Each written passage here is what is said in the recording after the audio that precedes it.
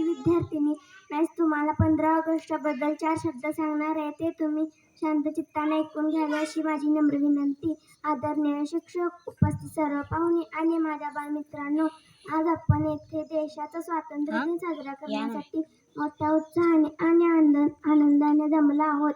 भाषणाची सुरुवात करण्याआधी सर्वांना स्वातंत्र्य दिनाच्या खूप खूप शुभेच्छा देते. भारताला 15 ऑगस्ट 1947 रोजी ब्रिटिश राजवटीतून मुक्तता मिळाली.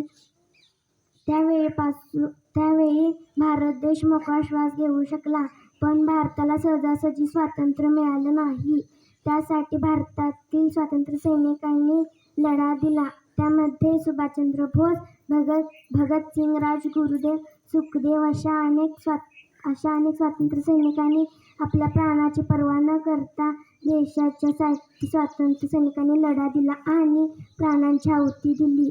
आपल्यावर या सर्व स्वातंत्र्य सैनिकांनी कार्यालय, सहकारी, हॉस्पिटल या सर्व सहकारी सुट्टी दिली जाते. जाता एवढेच म्हणते की तिरंगी आमचा भारतीय झेंडा उंच उंच फडकवू, प्राणपणाने लढू, आम्ही शान यांची दाखवू. जय हिंद, जय महाराष्ट्र.